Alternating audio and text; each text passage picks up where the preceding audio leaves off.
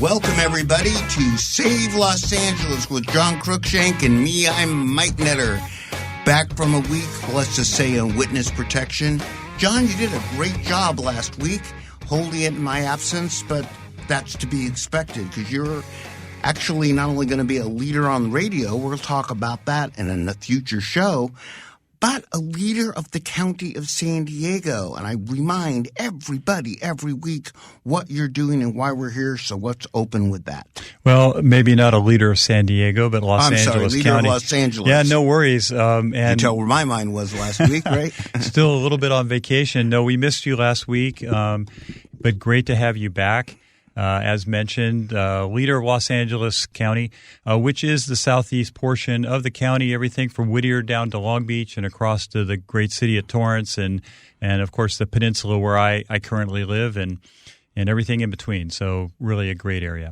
You know, John, San Diego was on the mind, not just because I was partially down there last week, but outside of San Francisco, I don't think people realize, I wanted to dive a little bit in this today, that every county by state charter has 5 supervisors which control a massive amount of services and budget.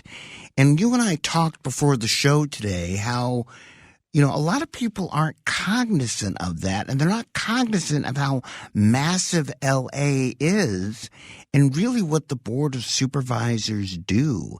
So before we dive into today's subject, let's touch on that a little bit. Sure. No, and it's interesting. I just was at a Chamber of Commerce event this morning, and I met a gentleman who is a political science major and works for the Chamber of Commerce in Santa Fe Springs, and was saying, I don't really know what Los Angeles County Supervisor does, so I had to run down some of the big items, although I'm never going to be able to give you the full list right now. But that the county board is in control of a $44 billion budget, 114,000 plus employees, everything from public works to running the parks, the beaches, the health department, our jails, of course. You've got the sheriff's department, you've got the fire department.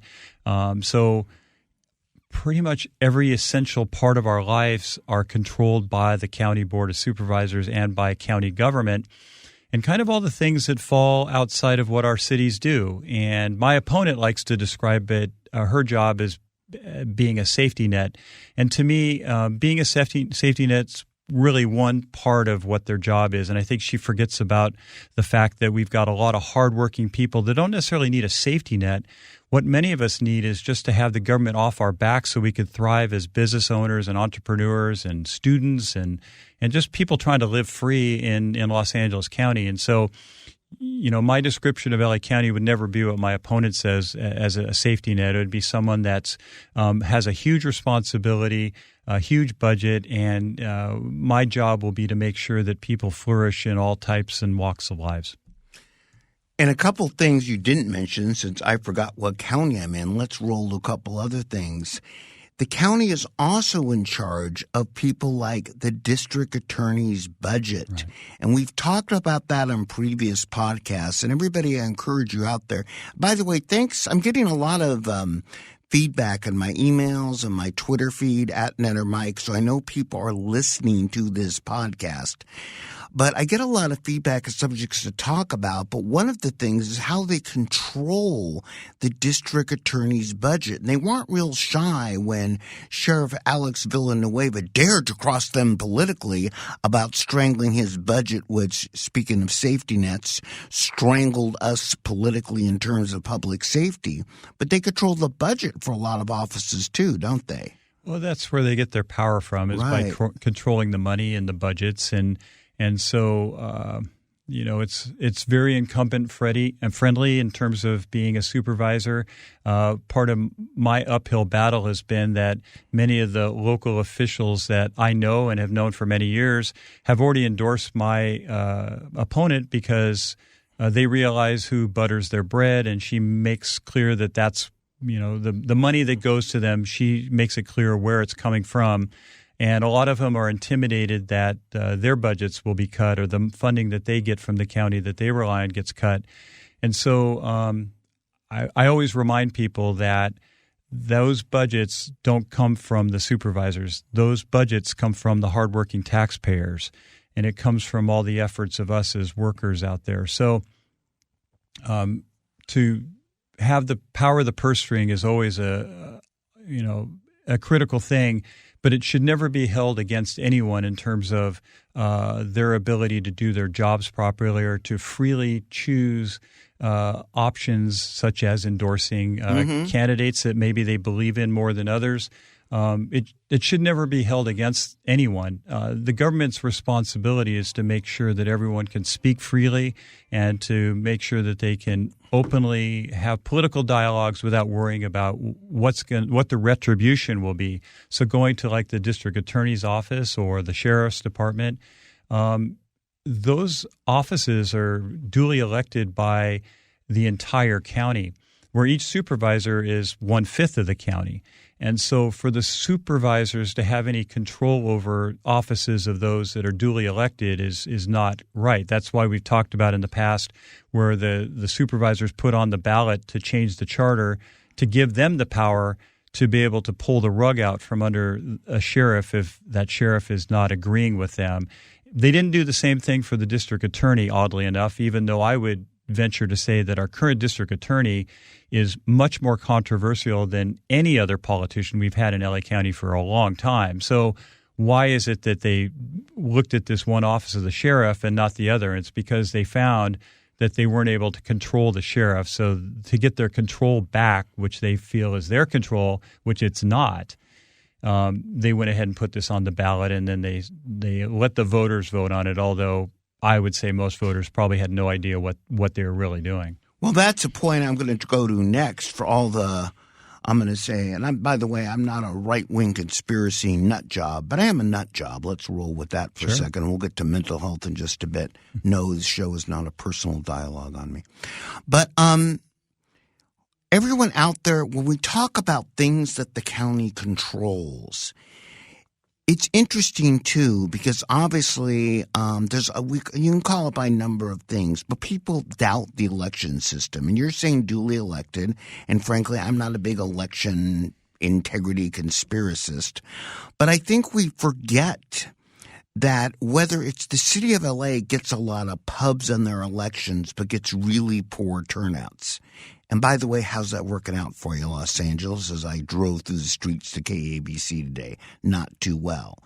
They also control the Board of Registers and Elections. And for everybody out there who wonders why they should care about the Board of Supervisors, if you don't necessarily like, not necessarily the turnout of the elections, but the turnout that we're getting, they control the Board of Registers. They're the ones who hire and fire people like Dean Logan. And that's in their auspice, too. So they control how elections and how records are kept, how the money is spent. And you got to remember that. That's a lot of power for 5 people. It's a lot of power. You talk to people, and there's a lot of people. They're not conspiracy theory people. They're just people that wonder, are the elections really fair? Is LA County doing everything they can to make sure that every vote counts? Because every time you count a vote of someone that doesn't live here or maybe is deceased, you're taking away a vote from someone else.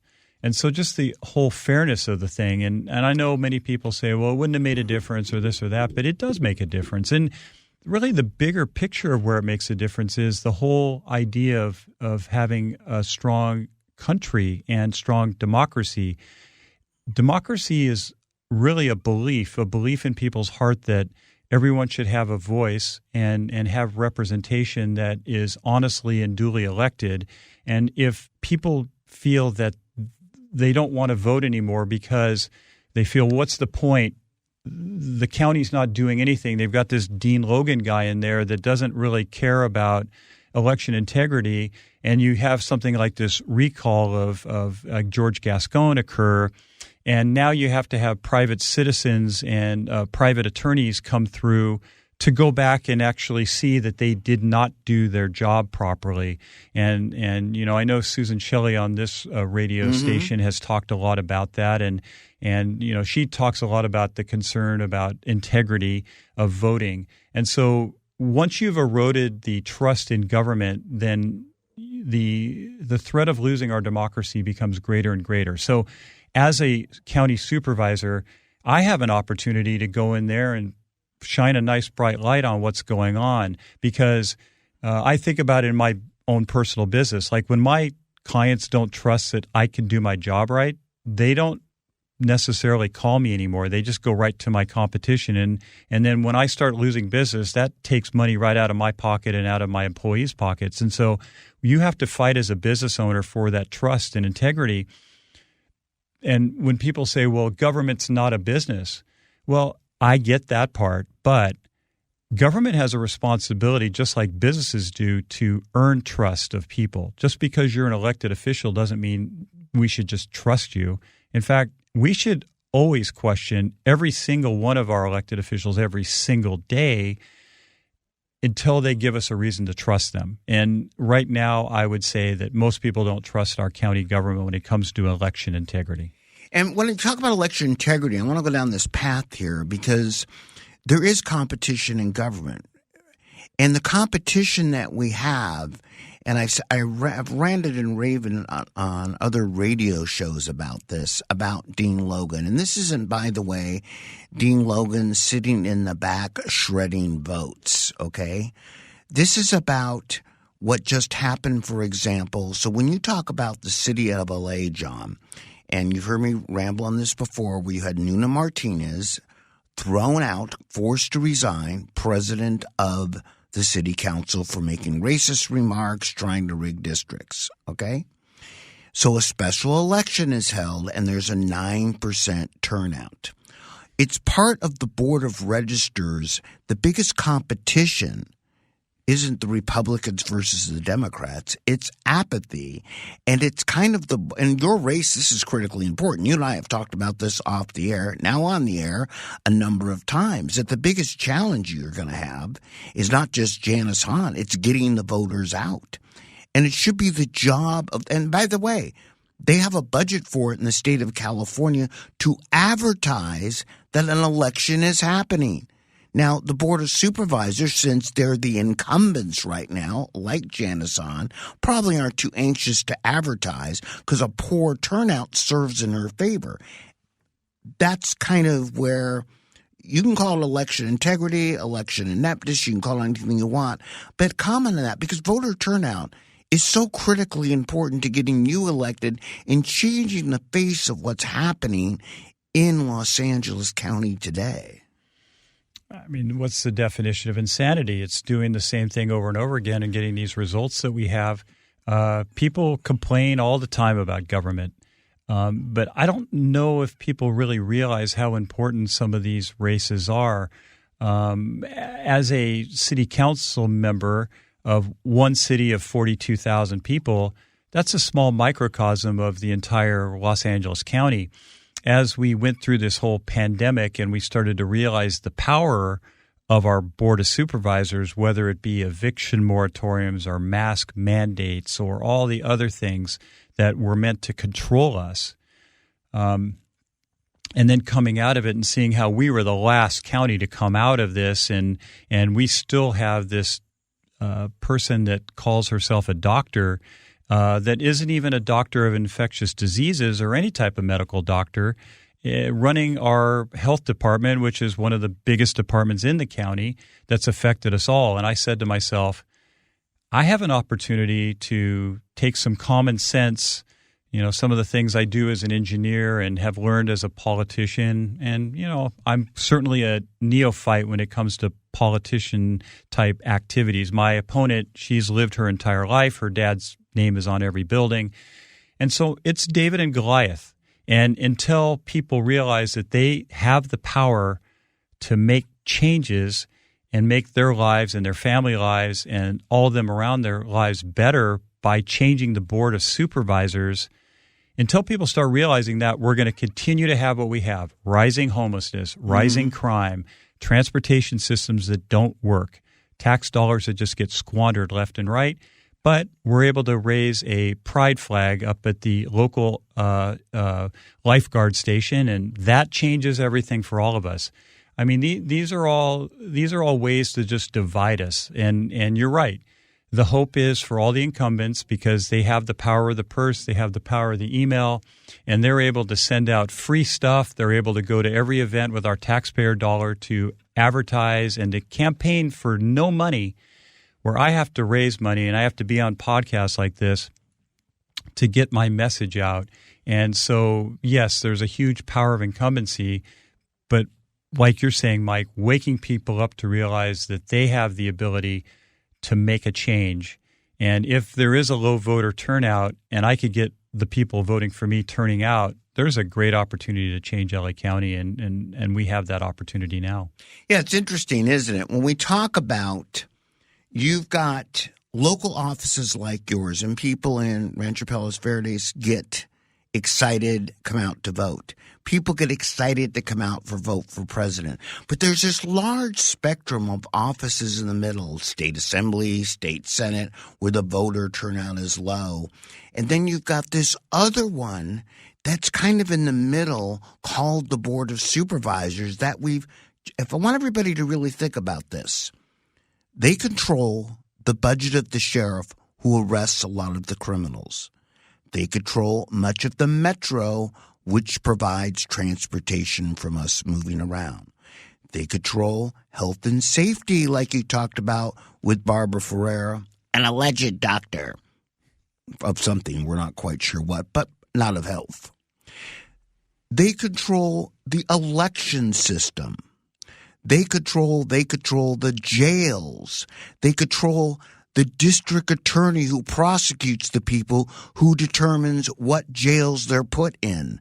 When you think about it, that's a lot of power for 5 people in a county of 10 million. I want to stay on this subject one more second so everybody really understands what you're doing, how hard it is to run for this against kind of an incumbent mechanism that controls that much of our lives from start to finish. I haven't even gotten into taxation, spending of money, and blah, blah, blah.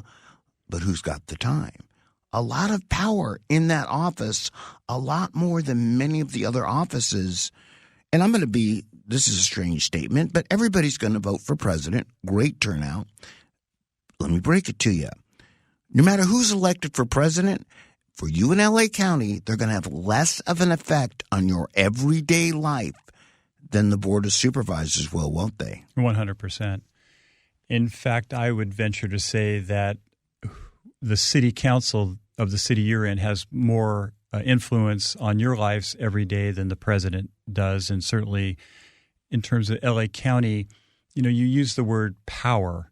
And the way that we're supposed to be set up in this country is the power is supposed to be with the people, and it's not. It's with one party in this state. And unfortunately, that party doesn't represent everyone, and they don't want to represent everyone. They just want to represent special interest groups and people that keep them in power. So here's the thing about my candidacy is that I question things all the time. And I could tell you right now there's going to be a lot of people and a lot of groups that are going to be very uncomfortable with the questions I'm going to be asking, because I'm not afraid to ask those questions because I know at the end of the day who I represent. Now, going back to the smallest level again of city government in Rancho Palos Verdes, the reason that Rancho Palos Verdes is the amazing place that it is not because of the city council. It's an amazing place because of the people that live there, right, and the people that have spent their time engaged and watching us and what the city government does. It's when people stop paying attention, city of Los Angeles, 7-8% vote, that's where you start to get the homeless piling up and trash piling up and crime piling up. You don't have that in Rancho Palos Verdes. I challenge anyone this weekend, come drive to the Palos Verdes Peninsula and drive around, and you see the difference between the city you leave and then come into, and you'll see a difference. And that's not because of government. That's because of the people. And if people in LA County like what they see on the Palos Verdes Peninsula, then they'll like the way I govern, because that's the sort of thing I want to bring to every city in LA County. More open space, more freedom for our businesses, more power back to the people, less government corruption, more trust in government, all these big things that the current Board of Supervisors haven't spent any time doing, and that's the reason I'm running. And you bring up another point that I wasn't even prepared to go that direction today, but let's talk about corruption. It's interesting because Mark Ridley Thomas, and by the way, everyone out there, this isn't an accusation. He was convicted, okay? The door is closed. The judges put down the gavel. Mark Ridley Thomas, and everybody out there, if you're not paying attention, it's a long line of Los Angeles County and city officials, okay? We're number 2 to Chicago, but we're trying harder. We literally have this long chain of corruption. And just this week, and I'm forgetting the name of the dean of the school of USC, she's serving 3 homes of home confinement. But Mark Ridley Thomas, by the time they got around for prosecuting him, he was a city councilman, but he committed his crimes when he was a county board of supervisor. And you would think most folks in Los Angeles would literally be so outraged that they would stand up and vote out much of the current people that are part of this infrastructure that are perpetuating this problem, wouldn't you? You would think that. But I don't necessarily blame the average voter. Like, it's been very difficult for people that have been center and right of center to speak up over the last 10, 20 years. Mm-hmm. Even among your friends, like you feel guilty just saying you support someone that maybe isn't part of the liberal establishment, and you get shouted down, and it's not necessarily common sense. You just feel guilty about it, and people have felt guilty about it. And I tell people that I want to get elected to represent those of you that have felt like you've had no voice and you can't stand up and question authority. So I don't necessarily blame people. And then going back to this voter integrity thing, people don't trust that it's right. And then the last thing is that we've been divided into tribes all throughout this country. Unfortunately, I tell people that we need to get rid of R's and D's after our names for state and federal office. And what's neat about working with you, Mike, in regards to our campaign is, the typical campaign is you're spending hundreds of thousands of dollars to get recognized. And, I'm here at this station, 790 KABC. And when I was first introduced to this station, they told me, I don't even think about something like this. I was told we represent the taxpayer. I mean, where do you hear something like that? Right. I mean, I didn't realize that I was going to hear that. I just thought, I've known KABC forever, and it's a great station, and it's everyone knows about it, and John Phillips and all the different great hosts that they have. But here's a station that's willing to say that they stand up for the taxpayer.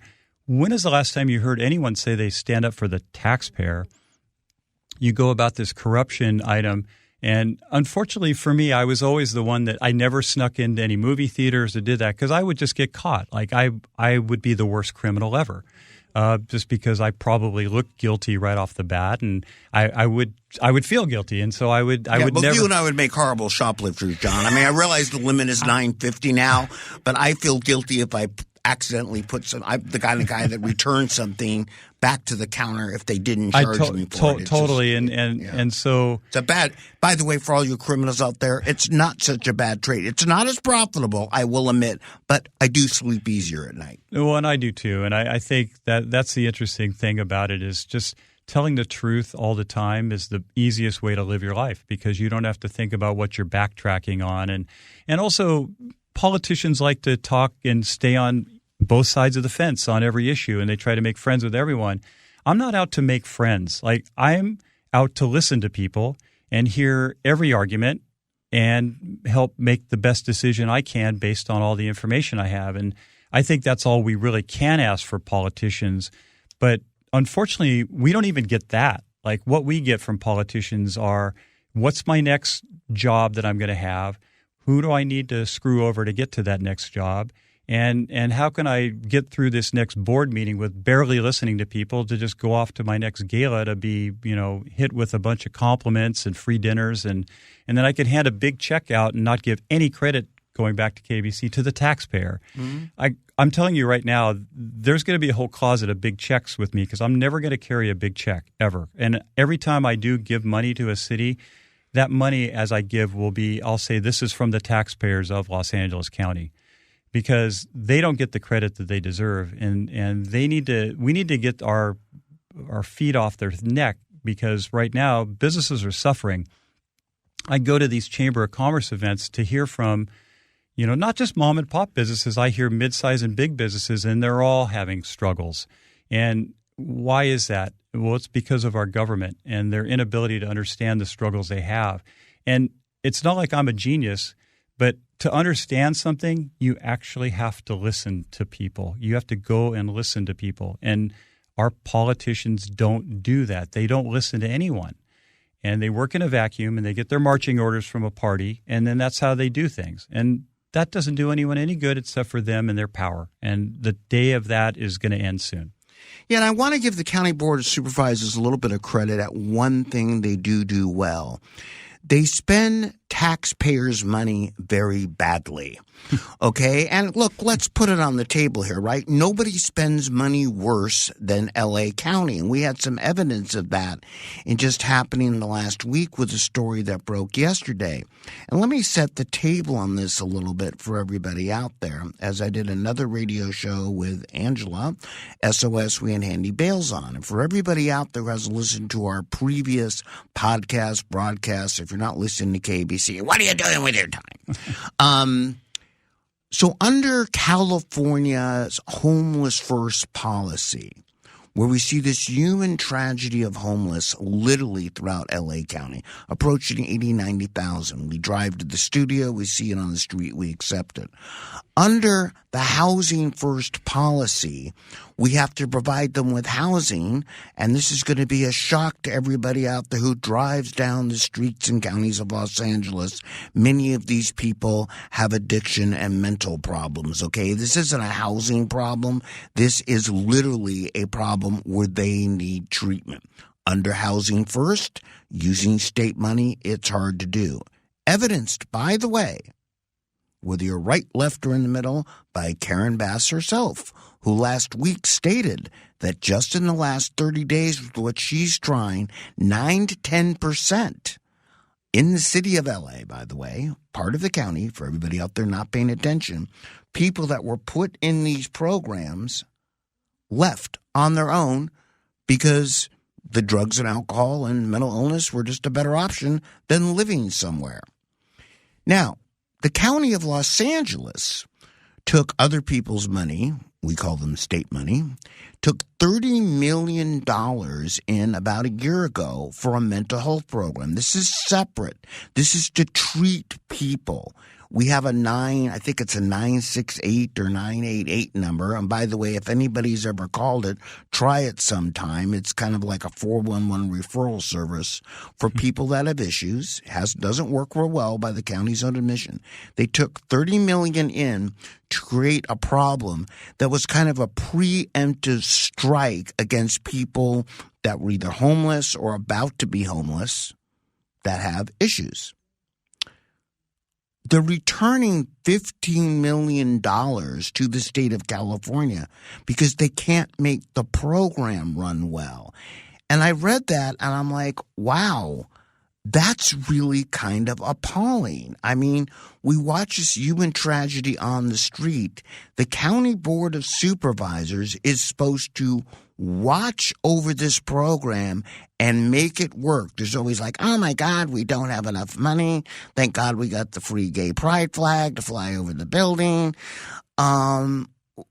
It seems like mismanagement, John. I mean, and almost no comment from the Board of Supervisors about it except, oh, well, we're shutting it down and returning the money because we can't use it kind of for what we want to. I mean, the accountability there's zero accountability. And, this is just a small portion of how much the county has spent on homelessness services over the last decade or so. And the problem keeps getting worse. Housing First doesn't work. And if everyone just thought that just putting someone with a roof over their head is going to solve someone that has severe mental disabilities or drug addictions or alcohol addictions is fooling themselves. You need to talk to people that are running those programs and beating their heads against the wall because of the lack of cooperation they get from our government officials trying to continually housing first.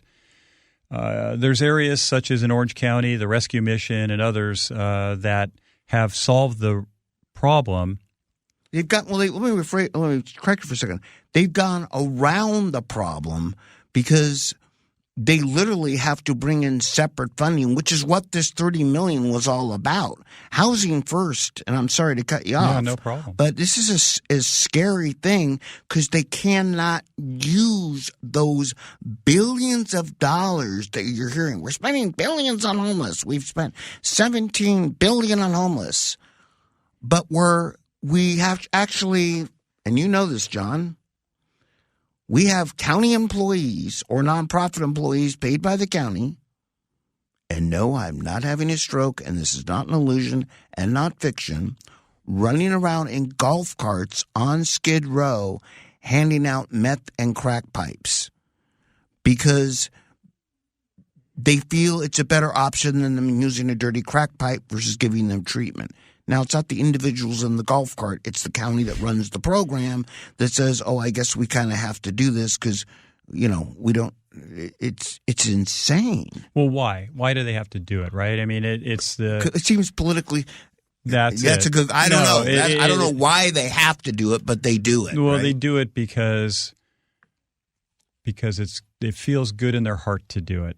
The reality is, going back to the mentally ill, the people that are have addictions, they need to be able to put mentally ill into hospitals using conservatorships and get them the medication they need while they're in a hospital with a doctor, period.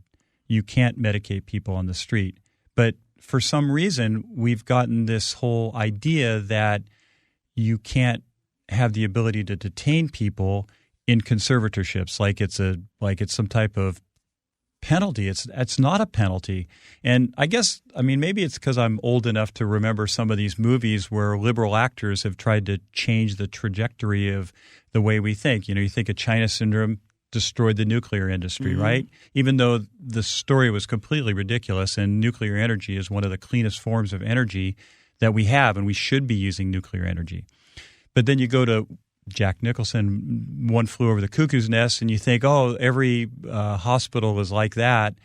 No, there's real doctors, real nurses, real medications, and they figure out what's wrong with someone, and they safely protect them and give them the medication so that they can feel right and think right.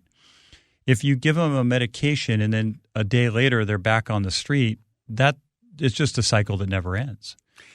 It's interesting, and use the word actors, right? But I was walking with the actors on strike yesterday in front of Disney, and that tide is, I'm going to say, changing a bit. And I want to make that division as we go back into mental health, because it literally has become an us versus them. And I don't give a damn what party, if you're Republican, Democrat, or whatever here, because it's the producers who make these movies. They give the actors a job in these movies. Right. And remember, there's 160,000 actors on strike right now, and a very small proportion of them make a huge amount of money and become rich liberals. The bulk of them are just trying to survive. Right. It's fascinating, really, what our vision is in our head sometimes as conservatives. What's also is it's not working out for anybody, as it was even demonstrated at the Board of Supervisor meeting last week, right? Where you had, they built a new juvenile jail. First you heard, wow, the facility's bad, and the facility's bad. That's why it's a horrible place. All right. So they build a new facility for juvenile hall. Yes, we still need a new county jail. Everybody agrees on that. Just a deteriorating building. But let's just talk about the underage right now. So everybody allegedly gets what they want on the, shall we say, less conservative side. Yet, protesters shut down twice the Board of Supervisors meeting because they said the people, the juveniles, and again, folks, these are the people, the kids we're trying to protect, right? These aren't, and some of them need to be put away, some of them need help, aren't getting the mental and other help that they need in jail. So how's it working out for, and by the way, who runs those? The county board of supervisors, and the jails are run by the county as well. I'm getting a recurring theme here, that everything which doesn't seem to work is running by the county board of supervisors. And so I throw out this question we talked about all the time. What exactly, and everybody out there, if you've got something, hit me on Twitter at NetterMike. Hit John on his website with something you could say that is just working as a shining example to the rest of Los Angeles, because I'm struggling a little bit what it is. I do a town hall, as you know, a vodcast every Wednesday, and one of our videos, we do 15 minutes of what we call pregame videos, is about the Metro, which is running, by the way, from your district now, which is Long Beach. And it drops off people in Azusa. And I have an Azusa city councilman on tonight. And he wasn't aware that this new metro, which a lot of people were debating on stops, was like, oh, Long Beach has the highest crime rate in Los Angeles County. And he's like, oh, really? I'm like, yeah, and by the way, now the criminals can ride for $1 if they pay the buck all the way to Azusa to be dropped off. It's so now, of course, they run the metro. They move. They're not doing much about crime. And in this one of our pregame videos, we have the sheriff's department and we have the ambassadors on the metro both saying, hey, it's not working. I'm an ambassador. And the sheriff's saying, we got 3 deputies to cover like 40 trains, all fall under the auspice of the Board of Supervisors. I'm catching a theme here. Now, well, about in Torrance, too, they have a transportation subcommittee within their city council, and they're discussing the extension of the C line down into Torrance from the airport area. And one of their biggest reasons for pushing back and saying, maybe we don't want the metro line, it is because what you just said, the crime issue, end-of-line issue. They're looking at cities like Azusa, Santa Monica, Long Beach, and other cities where basically when the train's done for the night, 1, 2 in the morning, they're supposed to come back to the division headquarters to be cleaned empty. So what does that mean? That means anyone that's on the train at that last stop gets dropped off. And that means all the people that have been laying on that train all day long with no ticket. And for some reason, I think our Metro Board feels like they're a moving housing department. And they're also talking about building 10,000. Housing, why not? Yeah, so why not? They do everything else so well. They can't do that. So the people of Torrance are saying, wow, all this taxpayer dollar, and they're going to invest, and we built this transit center, and it all worked perfect, but they're looking at what's going on, realizing it's not working, and instead of welcoming a new train system with all the hundreds of millions of dollars that goes into building it, they're pushing back and saying, you know what? We don't want it. And we don't want it because you're not doing your job as a transportation agency to make sure that there's not crime at the end of the rail line. And really, if you look at what the job is of the Metro, is to safely get people from point A to point B, and they're not even doing that safely part at all. And so they failed. John, we have about a minute left here. You're hearing this podcast. It's going to be on the 3rd of August. To get involved, you have some fundraisers coming up. Let's talk about those real quick. And by the way, it's like, it's not just fundraisers to go to give John money. Please give John money. But it's also about to hear about a lot of these things and interface with people to understand what's affecting your county. Tell us about some of your up-and-coming fundraisers there. Sure. Well, I'm nice enough to have friends and others, associates that are opening their homes for me and having fundraisers on August 4th, which would be, I guess, the day after everyone listening to this podcast. There's one in South Redondo Beach, which is just slightly outside the district. Also, we do have a Torrance one on the 19th of August. And all of these things you can find on my website at johncruikshank.us. Everyone out there, John, what's your Twitter handle again? Save LA County. We can save LA County. Everyone, every day, do something. Make a move. Get involved. Understand really the power of what we're talking about today. Los Angeles will be saved by the people listening to this, telling other people about the power that is being wielded over you by a board of supervisors, which bluntly is not doing its job well. You, as a citizen, can do your job better by getting involved with John Cruikshank's campaign and helping to take back what is yours, your county, your city. This has been Save Los Angeles. I'm Mike Netter. You're John Cruikshank. Thanks, Mike. That's a wrap.